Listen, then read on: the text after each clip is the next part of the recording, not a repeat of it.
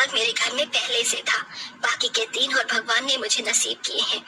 आ जाओ मेरी प्यारी बहू, मेरे इस छोटे से घर में तुम्हारा स्वागत है। हिमानी बहू, चल अपनी तीनों देवरानियों की जरा आरती तो कर। जी माँ। हिमानी ने बड़ी ही खुशी खुशी अपना तीनों नई नवेली देवरानियों की आरती कर उनका गृह प्रवेश करवाया। लेकिन हिमानी ये नहीं जानती थी कि वो कौन सी आफतों को अपने घर में बुला रही है। नई बहुओं का पहला दिन तो कुछ इस तरह से बीत गया। तीनों ही हेमा की छोटी बहुएं अमीर घरानों से थी, जो दहेज में अपनी हर तरह की सुविधा का सामान लेकर आई थी। सिर्फ एक हिमानी ही गरीब परिवार से थी। नई बहुओं की शादी के लगभग 1 हफ्ते बाद। आपने कमरे में क्या एसी चलाया हुआ है? जी हाँ, मैंने एसी ही चलाया हुआ है। लेकिन जेठानी जी, यहाँ खड़ी होकर आप ज्यादा इसकी मजे मत लीजिए। मतलब? मुझे कोई मतलब नहीं बताना है। रीमा ऐसे बोलती हुई एसी को बंद करके कमरे से बाहर आ गई। हिमानी को ये बेरुखा सा बर्ताव काफी अजीब लगा, लेकिन उसने उसे नजरअंदाज कर दिया। ऐसे ही दोपहर के समय।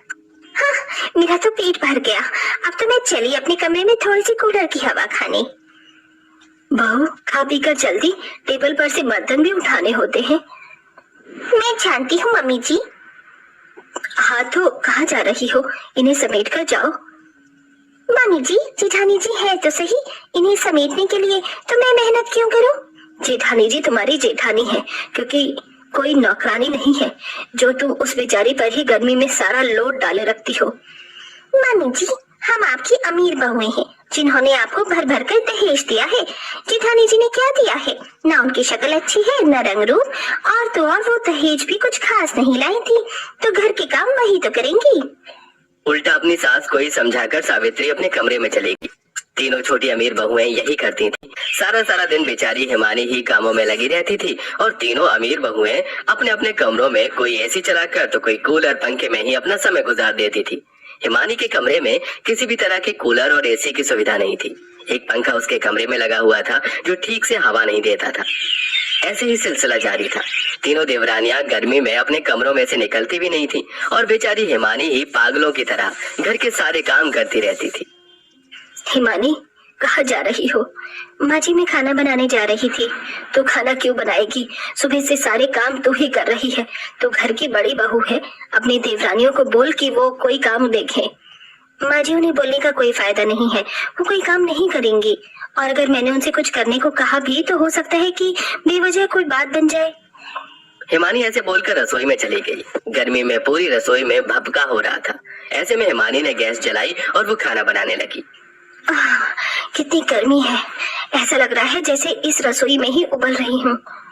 एक तरफ हिमानी थी जो सारे परिवार के लिए मेहनत कर रही थी, तो वहीं दूसरी तरफ एकदम सही कहा तूने, इतनी गर्मी में तो कुछ भी करने का मन नहीं करता।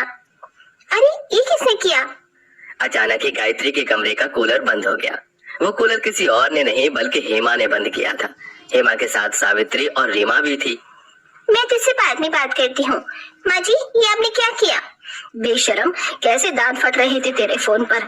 चल इधर आ और रसोई में हिमानी के साथ कोई काम देख। मैं रसोई की इतनी गर्मी में कोई काम नहीं करूंगी।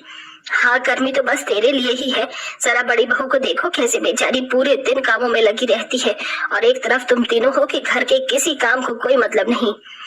ऐसा नहीं है माँ जी, हम भी घर के काम करते हैं, बस जेठानी जी जरा ज्यादा हाय हल्ला मचाती हैं।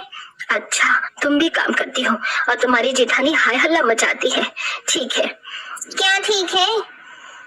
आज से तुम तीनों को अपने कमरों में जाना बंद। क्यों माँ जी? अब से तुम तीनों अपनी जेठानी हिमानी के कमरे में रहोगी। क्या? लेकिन क्यों माँ जी? बस यही मेरा फैसला है, और अगर किसी को इससे दिक्कत है तो बाहर का दरवाजा यहीं सामने की तरफ है। हेमा की बात तीनों बहुएं समझ नहीं पाई थी, लेकिन उन्हें न चाहते हुए भी उसकी बात को मानना पड़ा। हेमा ने तीनों बहुओं के कमरों में ताला लगा दिया और तीनों को हिमानी के कमरे में छोड़ दिया। अब रहो यहाँ। हेमा मुस्कुराती हुई वहाँ से चली गई। ये माँ जी हमसे चाहती क्या है? इन्होंने हमें इस छोटे से कमरे में क्यों बंद कर दिया है? सही कहा, यहाँ पर तो बैठने का भी मन नहीं कर रहा है। माँ जी ने कुछ सोचकर ही ये फैसला लिया होगा। आप सभी गर्मी के बारे में ज्यादा मत सोचिए। अगर आप गर्मी को भुलाकर किसी काम में लग जाएंगी तो आपको ये कम महसूस होगी। तुम तो बोलो हिम्मत, गाली कर लो जेठानी जी। ये जो भी हुआ है सब कुछ आपकी ही वजह से हुआ है। तीनों देवरानियां अपनी जेठानी पर भड़कने लगी, लेकिन जेठानी कुछ नहीं बोली। आखिर में गर्मी से परेशान होकर तीनों अमीर बहुओं ने किसी न किसी काम में ही लगने का फैसला लिया। मैं तो जा रही हूँ ठंडे ठंडे पानी से बर्तन धोने। मैं भी कोई काम कर लेती हूँ, कम से कम इस गर्मी से तो ध्यान हटेगा। तीनों ही बहुएं कामों में लग गईं। ये देख हेमा काफी खुश हुई। इसी तरह से रात हो गई। हेमा के चारों ही बेटे शहर से बाहर काम करते थे, वो भी घर पर नहीं आए। और माँ जी रात हो गई है, अब तो हम अपने कमरों में जा सकते हैं ना? नहीं, बिल्कुल नहीं। क्या मैंने बोला कि तुम अपने कमरों में चली जाओ? लेकिन माँ इतनी गर्मी है, हम जेठानी जी के कमरे में नहीं सो पाएंगे। मैं नहीं जानती, जैसे भी हो मैनेज करो। ऐसे बोलकर हेमा अपने कमरे में चली गई। चारों बहुएं एक कमरे में ही चली गईं, जिसमें हिमानी तो सुबह की थकी हारी बिस्तर पर लेटते ही सो गई, लेकिन तीनों अमीर बहुएं बहुत गर्मी लग रही है, मैं कैसे सोऊं? पता नहीं जेठानी जी कैसे सो गई हैं। मेरी तो पूरी कमर ही पसीने में तर हो रही है। माँ जी ने ना जाने क्यों हमें यहाँ फंसा दिया है। तीनों बहुओं की ऐसे ही जागते हुए रात कटी और अगली सुबह हाँ तो कैसे नींद आई? पूछो मत माँ, पूरी रात एक झपकी भी नहीं लग पाई।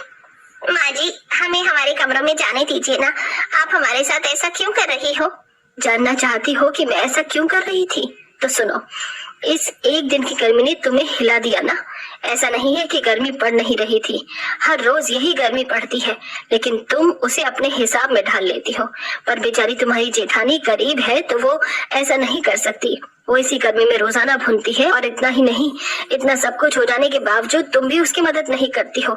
मेरा मकसद तुम्हें एक साथ करके सिर्फ तुम्हें तुम्हारी जेठानी की हालत का अंदाजा करवाना था कि बिना किसी कूलर और एसी के काम में लगे हुए ये गर्मी कैसी लगती है, क्योंकि तुम तो घर में कोई काम देखती नहीं थी, ऊपर से अपनी जेठानी को ताने भी देती रहती थी। लेकिन एक दिन उसकी जिंदगी जीकर तुम्हें कैसा लगा? हेमा की बात सुनकर तीनों छोटी बहुओं का सिर शर्म से झुक गया। अब उनके पास अपनी सास की बात का कोई जवाब नहीं था। हमें माफ कर दीजिए जेठानी जी। माँ जी आज हमें आपने आईना दिखा दिया। मुझे भी, और मुझे भी। अरे नहीं, ये आप सभी कैसी बातें कर रही हैं? मुझे किसी की माफी नहीं चाहिए। जेठानी जी अब से हम भी आपके कामों में आपकी मदद किया करेंगे, और आप चाहें तो हमारे साथ हमारे कमरों में रह सकती हैं।